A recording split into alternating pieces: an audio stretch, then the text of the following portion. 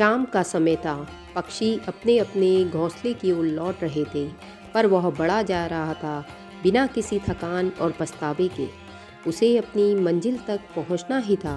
यही उसके पिता की आज्ञा थी। उसका लक्ष्य था यमपुरी, वही यमपुरी जहां यमराज निवास करते थे। उसे यमराज से ही मिलना था। यही उसके पिता का आदेश था। लगातार 3 पहर तक चलने के बाद वह यमपुरी के द्वार पर जा पहुंचा। वहां 2 यमदूत पहरा दे रहे थे। उन्होंने जब उस बालक को देखा तो आश्चर्यचकित रह गए। कौन है यह बालक जो मौत के मुंह में चला आया? दोनों सोचने लगे। उनमें से एक यमदूत ने गरजती आवाज में पूछा, हे बालक, तुम कौन हो और यहाँ क्या करने आया है? मेरा नाम नचिकेता है और मैं अपने पिता की आज्ञा से यमराज जी के पास आया हूँ, उस बालक ने धीरता के साथ उत्तर दिया। तभी दूसरे यमदूत ने प्रश्न किया, लेकिन क्यों मिलना चाहते हो तुम यमराज से? क्योंकि मेरे पिताश्री ने उन्हें मेरा दान कर दिया है। नचिकेता की बात सुनकर दोनों यमदूत हैरान रह गए। ये कैसा अजीब बालक है, इसे मृत्यु का भय नहीं? यमराज से मिलने चला आया। उन्होंने उसे डराना चाहा, पर नचिकेता अपने निर्णय के आगे सुई की नोक भर भी न डिगा। वह बराबर यमराज से मिलने की इच्छा प्रकट करता रहा। इस पर एक यमदूत बोला, वे इस समय यमपुरी में नहीं है, 3 दिन बाद लौटेंगे, तुम तभी आना। कोई बात नहीं, मैं 3 दिन तक प्रतीक्षा कर लूँगा, नचिकेता ने उत्तर दिया और वहीं द्वार के पास बैठ गया।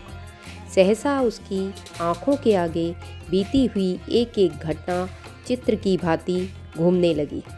नचिकेता के पिता ऋषि वाजश्रवा ने एक बड़े यज्ञ का आयोजन किया था।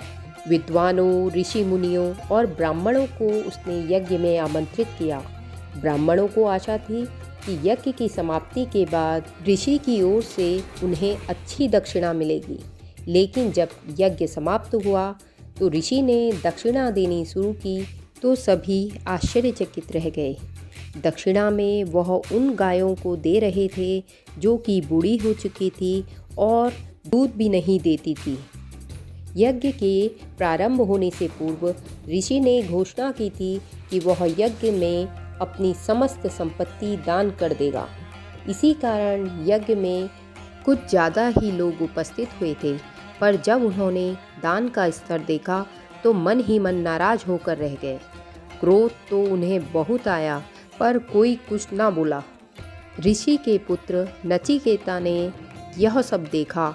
संपत्ति के प्रति अपने पिता का यह मोह उसे बर्दाश्त न हुआ। वह अपने पिता के पास जाकर बोला, पिताजी, ये आप क्या कर रहे हैं? ऋषि बोले, देखते नहीं हो, मैं ब्राह्मणों को दान दे रहा हूँ।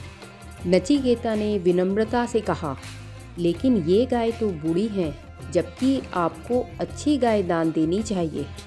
ऋषि ने झलझलाकर प्रश्न किया, क्या तुम मुझसे ज़्यादा जानते हो कि कौन सी चीज़ दान देनी चाहिए और कौन सी नहीं?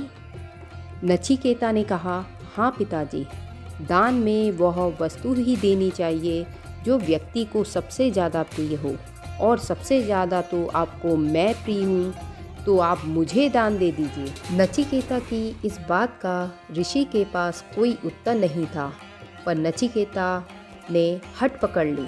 वह बार बार यही प्रश्न करता रहा, पिताजी, आप मुझे किसको दान देंगे? काफ़ी देर तक ऋषि देखते रहे, पर जब नचिकेता ना माना तो वह झल्ला कर बोले, जा, मैंने तुझे यमराज को दान में दिया। लेकिन अगले ही पल ऋषि दुखी हो गए और कहने लगे, ये मैंने क्या कह दिया? अपने इकलौते बेटे को यमराज को दान दे दिया, पर अब क्या हो सकता था? नचिकेता भी ठहरे दृढ़ निश्चयी। वह कहाँ पीछे रहने वाले थे। पिता की बात सुनकर बोले, मैं आपकी आज्ञा का पालन करूँगा पिताजी, आप बिल्कुल चिंता ना करें। ऋषि ने उन्हें बहुत समझाया, पर वो ना माने। उसने सभी परिजनों से अंतिम भेंट की और यमराज से मिलने के लिए चल पड़े। जिसने भी यह सुना आश्चर्यचकित हुए बिना ना रह सका। सभी उसके साहस की प्रशंसा करने लगे। यमपुरी के द्वार पर बैठा नचिकेता बीती बातें सोच रहा था। उसे इस बात का संतोष था कि वह पिता की आज्ञा का पालन कर रहा था। लगातार 3 दिन तक यमपुरी के बाहर बैठा यमराज की प्रतीक्षा करता रहा। तीसरे दिन जब यमराज आए तो नचिकेता को देखकर चौंके। जब उन्हें उसके बारे में मालूम हुआ तो वे भी आश्चर्यचकित रह गए। अंत में उन्होंने नचिकेता को अपने कक्ष में बुला भेजा। यमराज के कक्ष में पहुंचते ही नचिकेता ने उन्हें प्रणाम किया। उस समय उसके चेहरे पर अपूर्व तेज था। उसे देखकर यमराज बोले, वत्स, मैं तुम्हारी पितृभक्ति और दृढ़ निश्चय से बहुत प्रसन्न हुआ। तुम मुझसे कोई भी 3 वरदान मांग सकते हो। यह सुनकर नचिकेता की प्रसन्नता की सीमा ना रही। वह बोला, पहला वरदान तो आप ये दें कि मेरे पिता का क्रोध शांत हो जाए और वे मुझे पहले की तरह प्यार करें। ऐसा ही हो। यमराज बोले, दूसरा वरदान मांगो। किंतु इस बार नचिकेता सोच में पड़ गए। अब वह क्या मांगे? उसे तो किसी चीज़ की इच्छा ही नहीं।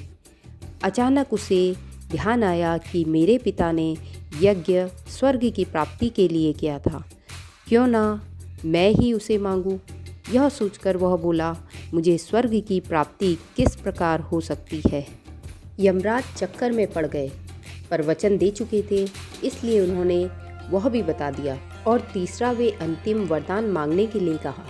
नचिकेता कुछ समय तक सोच में डूबा रहा, फिर बोला, आत्मा का रहस्य क्या है? कृपया समझाइए।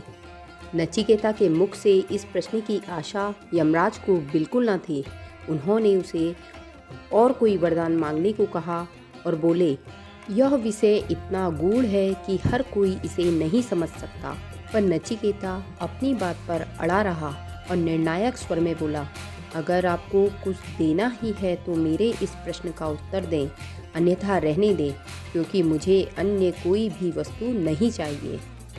वे उसे आशीर्वाद देते हुए बोले, वत्स, ये ऐसा रहस्य है जो मैं भी नहीं जानता, पर यदि तुम ज्ञान प्राप्त करो और विद्या अध्ययन करो तो तुम्हें सिर्फ इसी प्रश्न का उत्तर नहीं, संसार के सभी प्रश्नों का उत्तर प्राप्त हो जाएगा, क्योंकि विद्या वह खजाना है जिसकी बराबरी संसार में कोई दूसरी वस्तु नहीं कर सकती। उसके बाद यमराज ने नचिकेता को आशीर्वाद देकर उसे उसके पिता के पास वापस भेज दिया। वहाँ से लौटने के बाद नचिकेता अध्ययन में लग गए, क्योंकि जीवन की सही राह उन्हें प्राप्त हो चुकी थी। उसी राह पर चलकर वह एक बहुत बड़ा विद्वान बना और सारे संसार में उनका नाम अमर हो गया। अगर आपको कहानी अच्छी लगी तो प्लीज़ लाइक एंड सब्सक्राइब कीजिए।